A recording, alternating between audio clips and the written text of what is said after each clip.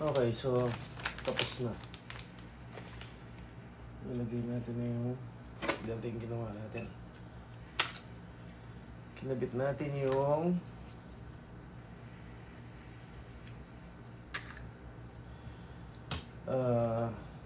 Apex trigger for 43X. Hindi ko na pinakita yung process kasi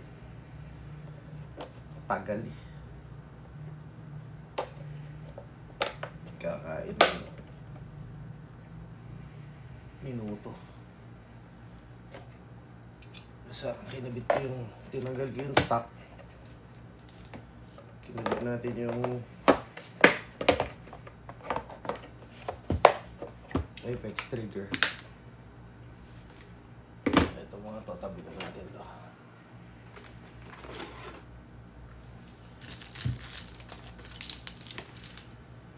So, ito na siya. Ito yung luma. Ito yung lumang trigger bar. Ito yung lumang connector. Ay, nakalimutan akong gawin.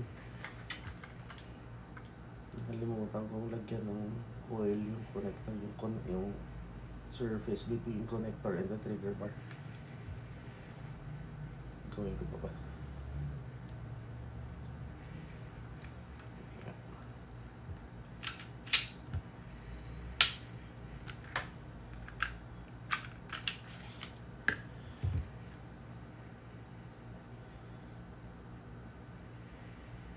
So patakan lang na natin ng oil doon.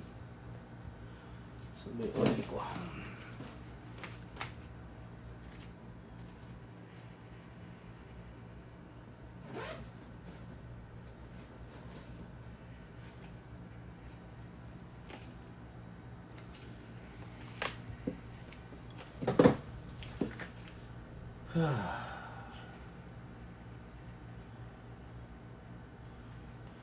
Hindi ko na sa sprayan kasi kakalat eh. Ipapatak ko na lang to.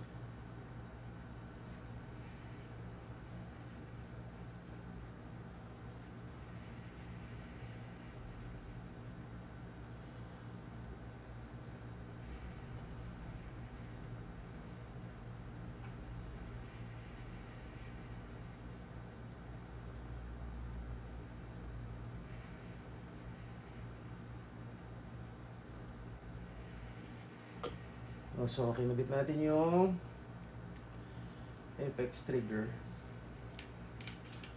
for the 43X. Hopefully, parang gumaan naman.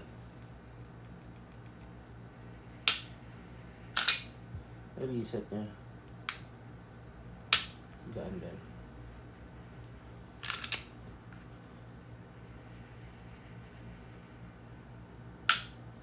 Ito problema sa Glock eh. Bili ka ng stock na Glock. Tigas yung trigger niya kapag stock. Mahirap itama. So, upgrade ka. Gastos ka ulit sa trigger. Gastos ka ulit sa springs. Sa experience ko, hindi naman siya hindi naman nagsasuffer yung reliability. Kasi ang dami ko nang pinalitan na springs tsaka trigger. Pakita ko yung 19X ko. Yung 19X ko naka-Apex trigger din.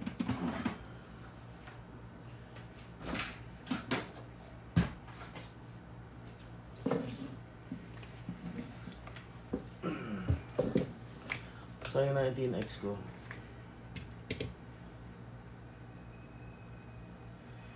naka-Apex trigger din yung 19X ko. Empty. Pero ito black. Ang ganda ng trigger na Apex kapag ito medyo broken in na eh. Siyempre ang piston mas magsusmoothen yung contact surfaces ng trigger kapag pinuputok mo ng pinuputok. Ito kasi kulang pa sa putok to eh, pero Naka-apex trigger na siya. Wala lang akong makitang itim eh. Puro pulang available, pero okay. Hindi naman titingnan niya ng makakalaban mo.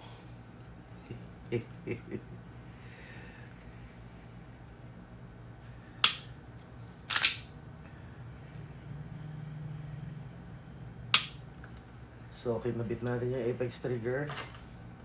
Tapos meron tayong shield arms. Shield arms na 15 rounds. Para sa subcompact may 15 rounds. Ayos na ayos, di ba?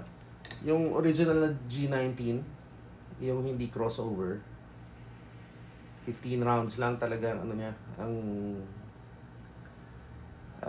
capacity niya. Pero ang thickness niya, kasing kapal ng yung normal frame Glock. Parang ganito kakapal yung. Kasi tingnan mo, ito yung normal frame Glock. Ang magazine nito, hindi kakasya dito. Kasi slim frame to. So, ang original capacity ng stock magazine ng 43X is 10 rounds lang. 10 rounds. 10 rounds parang bitin eh. Pag medyo na napalaban ka with 10 rounds, baka diba? Mas maganda yung mas maraming firepower. 15 rounds. So meron tayong Horna DHST 147 grain.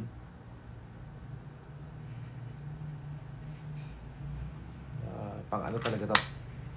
Pag subcompact talaga. So okay na. Tingnan natin kung kailan ako makakapunta sa range. Kung mako-consistently matama ako na to. Kasi hindi ko siya matama consistently eh. Yung first pistol ko kasi na actually hindi ako marunong gumamit ng red dot sa pistol. Gulo ang hinahabol mo. Unlike pag sanay ako talaga sa irons eh. Ayan, irons oh.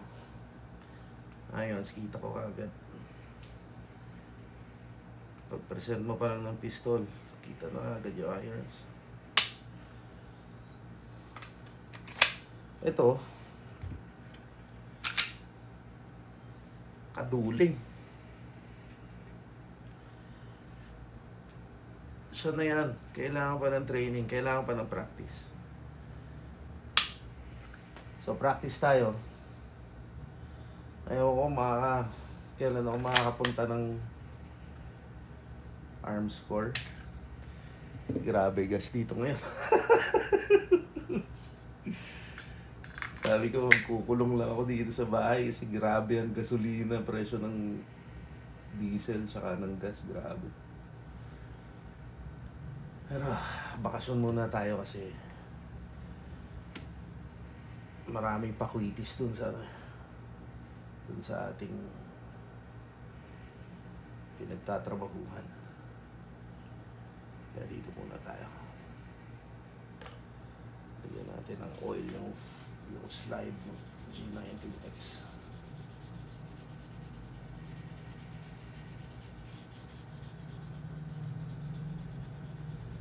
Sabi nila ang G19X prone daw to rusting, to pitting. Itong G19X ko, binili ko to parang, kailan ba? Noong una lumabas G19X, parang 2019 ba? Kung kailan ako nag-host ng 2020 shoot, doon ko binili kay Noel. Lahat ng pistola ko kay Noel ko binibili kasi suki tayo niya ni Noel. Jack Gun Stores. Kung kailangan nyo ng pistol, ma-recommenda ko yan si Jack Gun Store. Kahit pag kukuha kayo ng L-top, mga first timers, samahan kayo niya. i-assist kayo niya. For a fee, syempre. Marami na tayong kaibigan na natulungan ni Noel. Yung mga kasama ko sa trabaho, mga nagkaroon ng LTAP dahil sinamahan ni Noel si Basilio, si Jeter, si Jasper. Mga kailangan ng protection kasi ang baril hindi naman ano yan, self-defense. Self-defense, diba? Tsaka fun going to the range. Okay, so nakabit na natin tong Apex trigger.